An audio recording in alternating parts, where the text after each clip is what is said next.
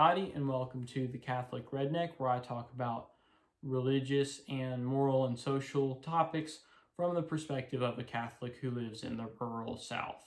Today we're going to be talking about an interesting historical topic, and that is the origins of the four Gospels. For those of you who don't know, the Gospels are four books in the New Testament that deal with the actual life and ministry of Jesus Christ on earth. The rest of the books in the New Testament occur after Jesus. So we're going to do these in basically the order that they appear in most Bibles. This isn't thought to have been the order that they were actually written in, but this is the order most people think of when asked to name the four Gospels off the top of their head. So Matthew, Mark, Luke, and John. That's the order we're going to do them in. So I'm going to start with the book of Matthew. Who wrote the Gospel of Matthew, first off? Well, we can say with pretty good certainty that it was someone named Matthew, because it's ascribed to a Matthew pretty much throughout the first century. It's referred to as the Gospel of Matthew. Throughout the second century, 100s AD. And as early as about 100 AD. So it's thought to have been written maybe around 60 to 70 AD. So 30 to 40 years after the event. Pretty much everyone agrees that it was written by Matthew. Everyone refers to it as the Gospel of Matthew. There's no debate, really. So this is certainly solid evidence that it was indeed written by a Matthew. So who is this Matthew? It's generally understood that this Matthew was the apostle of Jesus named Matthew, who is mentioned in, I believe, all of the Gospels. His calling, where Jesus calls him to come follow him, is mentioned in the three synoptic Gospels, the three synoptic Gospels are Matthew, Mark, and Luke. So all three of those Gospels describe the calling of Matthew. They all agree that Matthew was a tax collector, and Jesus called him to leave his profession and come follow Jesus Christ. A tax collector would have been an educated man who would have been able to read and write, so it makes sense that he would have been able to write his own gospel. But what historical evidence do we have that this Matthew is the Apostle Matthew? I mean, in theory, he could just be any Matthew, right? So as far as hard evidence that this is the Apostle Matthew, basically the best thing we have is about 200 AD, a prominent church thinker named Tertullian declared that this was the Apostle Matthew. Now, it's possible that the writers throughout the second century, 100s AD, who refer to the Gospel of Matthew, it's possible that they could have thought it just went without saying that this was the Apostle Matthew. But it's only in 200 AD that at least I could find a solid statement by someone that Matthew is the Apostle Matthew described in the Gospel of Matthew, Luke, and Mark. So that's basically the evidence we have. The Gospel of Matthew is one that we don't have as much evidence as we do for other Gospels. We can say pretty certainly it was written by a Matthew because everyone agrees on that. And the only claim I could find by anyone remotely close to that time period is that he was the apostle. But I guess it's possible that he was not, based on the historical evidence, because earlier on he's just referred to as Matthew. Now, it's one thing we do know for sure, though, is that Matthew, if it is the Apostle Matthew, it's based heavily on his own experiences. Because Matthew was an eyewitness to Jesus Christ, he was an apostle, which would have meant he was following him pretty much the whole time. But it is clear that whether this is the Apostle Matthew or not, he definitely uses another source, and that is the Gospel of Mark, which is what I'm going to start talking about now. The Gospel of Mark is, we can be a little bit more sure than we can with the Gospel of Matthew about who wrote it. Like the Gospel of Matthew, throughout the 2nd century, 100s AD, pretty much everyone refers to it as the Gospel of Mark. There's no dispute that Mark is the man who wrote this Gospel. And so, like with Matthew, we have to ask, okay, who is Mark? Well, there is a biblical reference to a man named Mark, and that is that St. Peter, who was the first pope, refers to Mark as my son in 1 Peter chapter 5, verse 13. He basically says that he wants a certain community of Christians to know that he's sending his greetings and that Mark is also sending his greetings. It's not typically thought that my son is meant literally. It's generally thought that Mark was just a very close young friend of Peter. But here's the historical evidence that we have for what Mark's relationship to Peter was and how he would have written a gospel. We have a man named who was a bishop. This person I'm talking about was a bishop in the Christian church, so a high position very early on in church history, about 100 AD. His name was Papias of Hierapolis. I'm not Greek, may have mispronounced that. If I did, then you can just let me know in the comments section. But I'm going to refer to him as Papias of Hierapolis here. So he, about 100 AD, wrote that Mark became Peter's interpreter and wrote accurately all that he remembered. And that is a quotation from the interpretation of the oracles of the Lord by this Papias of Hierapolis.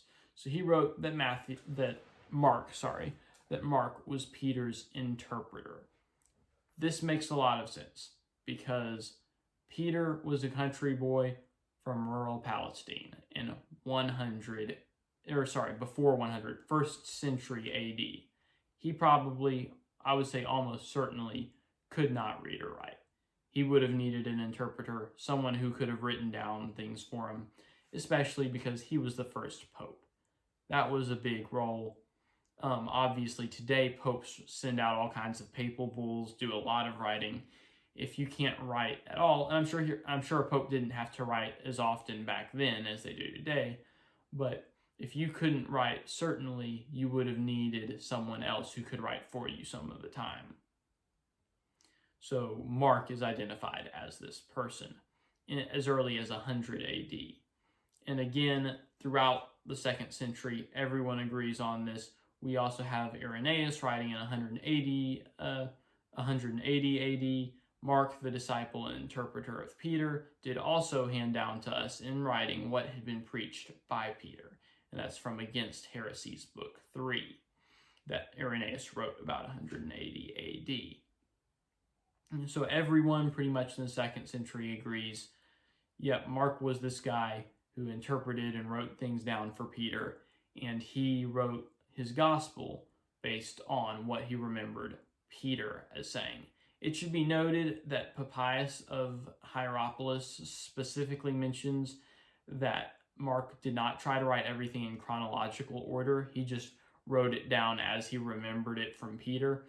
It's just supposed to be like a collection of all that he remembers Peter saying about Jesus. And there is a clear beginning, middle, and end to it, but it's not organized chronologically necessarily. So then we have to ask, well, is Peter a good source? We can, let's say we can agree, yeah, Mark wrote the Gospel of Mark, but is Peter a good source for a gospel? The answer is definitely yes. Peter was probably the closest friend of Jesus in a certain part during the Gospels. The writer mentions that Jesus actually came to Peter's house and visited Peter's mother-in-law and healed her from sickness. So this is strong evidence that Peter and Jesus were pretty close. You got to be pretty close if you go to hang out at someone's mother-in-law's house. So it should also be mentioned that Jesus specifically granted Peter charge over the rest of the apostles. He renamed Peter. Peter's original name was Simon, and Jesus renamed him Peter. Obviously, most people don't go around renaming even their friends, so they must have been pretty close if Jesus took that liberty.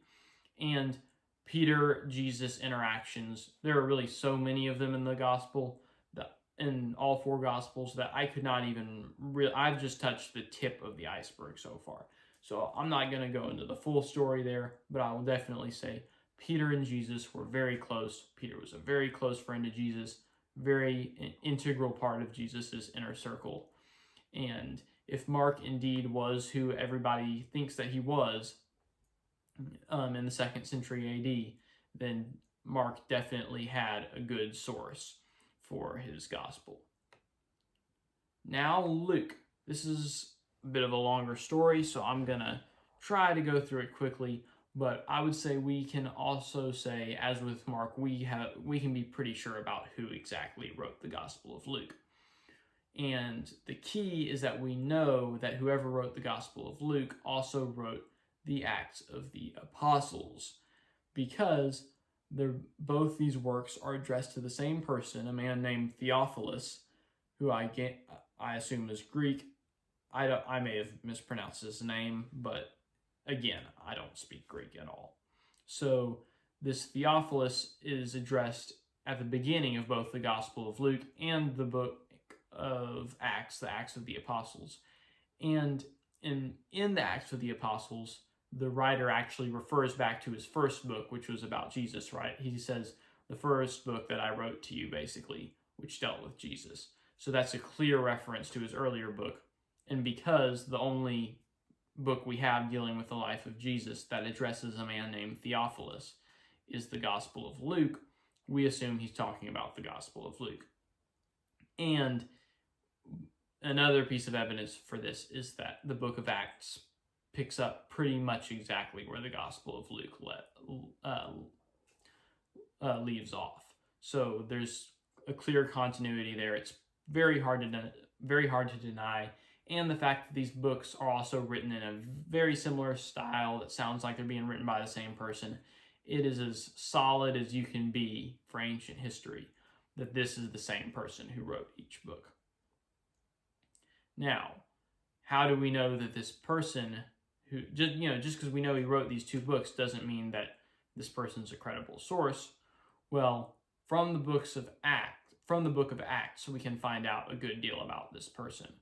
We know from the book of Acts that he was a good friend and traveling companion with St. Paul.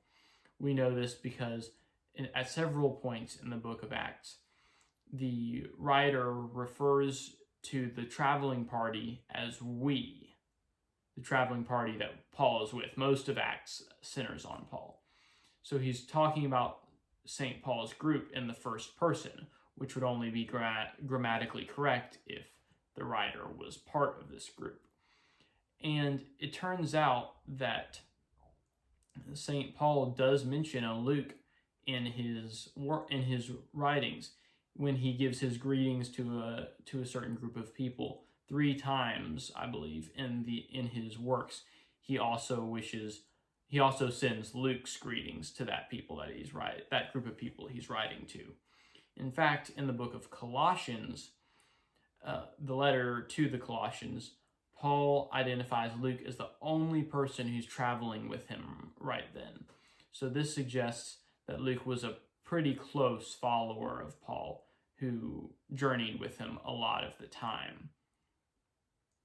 So also we have the evidence that, again, pretty much everyone in the 2nd century agrees Luke, the apostle, or the disciple of Paul, is the man who wrote the Gospel of Luke. So, and the man who wrote Acts. So, looking at this, what sources did Luke have? Luke never met Jesus, but what we do know about him is that he took a very journalistic, scholarly approach to everything, to pretty much all of his writing. In the book of Acts, he kept meticulous notes on the ships that he was on during Paul's travels. He wrote down the time it took for them to get from place to place, from island to island. And in later times, historians have gone back and tried to look at how long it would take a first century ship to travel from place to place.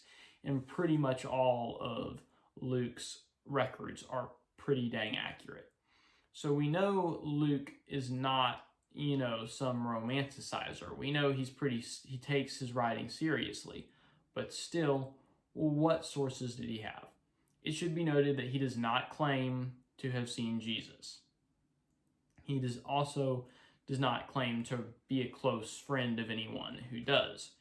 What he refers to his gospel as in the opening, which is addressed to Theophilus, he says that his gospel records the events of Jesus' life, and I'm quoting now from Luke chapter 1, verse 2. Just as they were delivered to us by those who from the beginning were eyewitnesses and ministers of the word. So he says that basically he's writing everything down as the eyewitnesses and people who were in the Christian community from the beginning have said. So this is evidence for the idea that he had a variety of sources. He doesn't mention one person as a source. Unlike Matthew and Mark, he's not being totally he's not just telling the story, right? In Matthew and Mark, there is no introduction, there is no conversation about where this information came from. It reads like almost a novel, right? It just goes right into the story. Whereas Luke, there's an introduction, he's telling us what's going on here, but he doesn't mention what his sources are. So we kind of have to speculate. It's generally agreed that the Gospel of Mark, is one of the sources because Luke contains a lot of information found in Mark, a lot of the same verses. Another source is generally said to be St. Paul because Luke was such a close companion of St. Paul that it makes sense that due to St. Paul's prominence in the Christian community, Luke would have based a lot of his work on what Paul told him. Now, it is true that Paul did not know Jesus personally, but Paul knew a lot of people who did due to his prominence in the early Christian community. For instance, he knew Peter very well. So Paul would have had access to a lot of information about Jesus, so it makes sense that Luke would use him as a source. Another source is actually, this is really interesting, another source is often thought to be Saint Mary, Jesus' mother herself.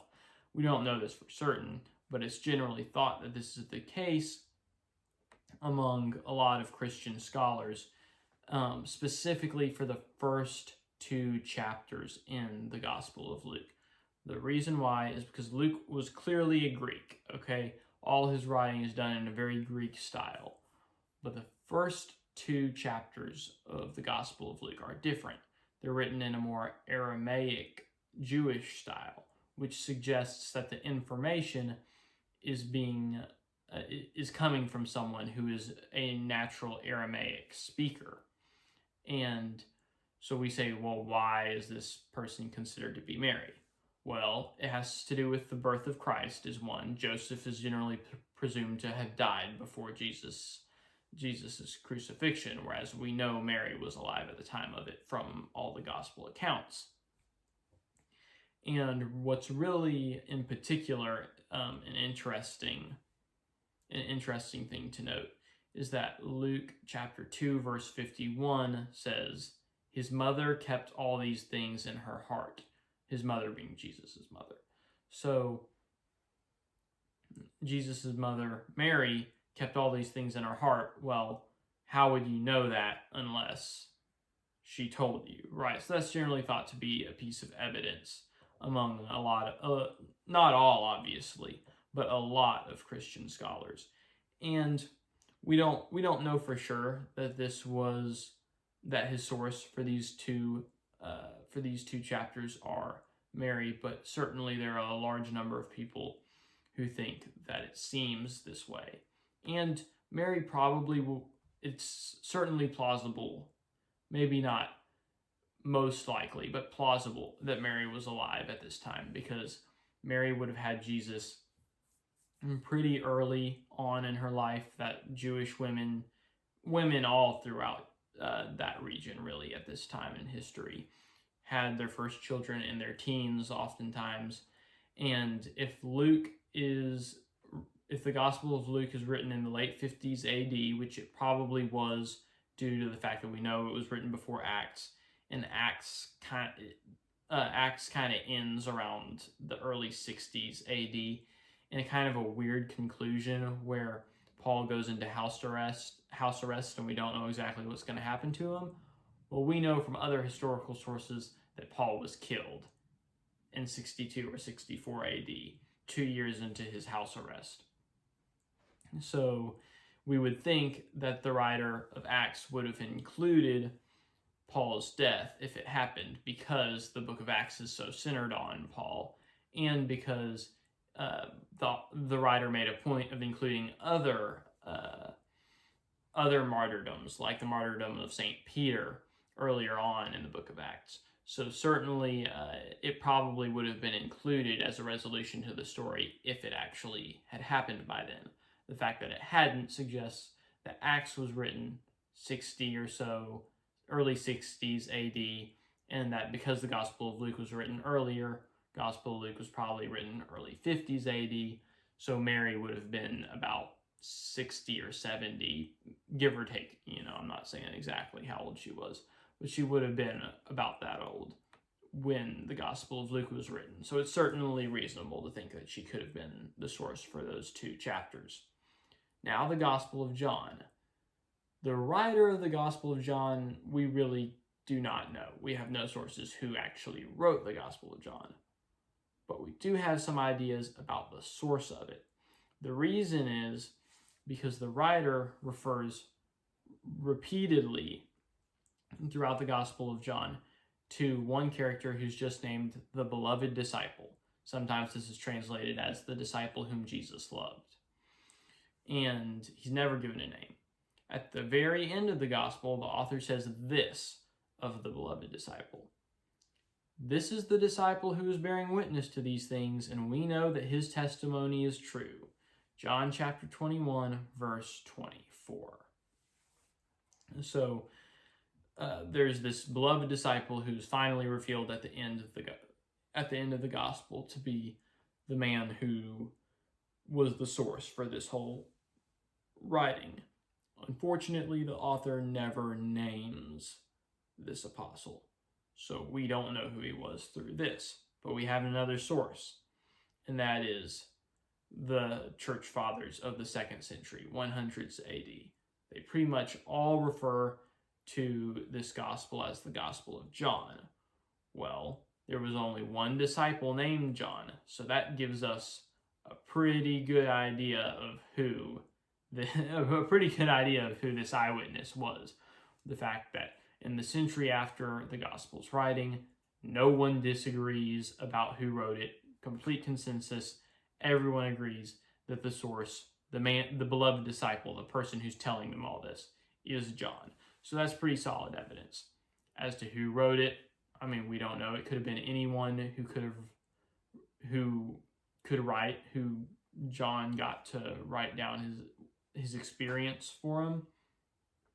But it makes sense that John would have needed someone to write it down, because like Peter, John came from rural Palestine, probably could not read or write. John was a fisherman for a living, so menial, hard labor, almost impossible for that time period that he would have been able to read or write. So it makes sense that we have someone writing down and referring to him as the source rather than John writing it himself. That's what we've got for the Gospels. I hope that was good information for you. Hope you learned a little bit about what we know about who wrote the Gospels, what their sources were. Hopefully it helps you to consider them as good historical sources, because the truth is, the fact that all these 2nd century writers all agree that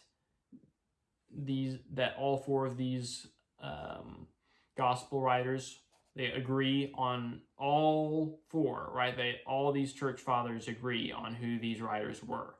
So that's good evidence that they were, because we have such a concurring opinion and hardly any dissent, relatively closely as far as ancient history goes, after the Gospels were written. That's all I've got. Please like, comment, subscribe, anything I can get. I'm trying to grow this community, this channel, so I really appreciate your support. I hope you all have a good day. God bless you, and I hope to see you again soon on The Catholic Redneck.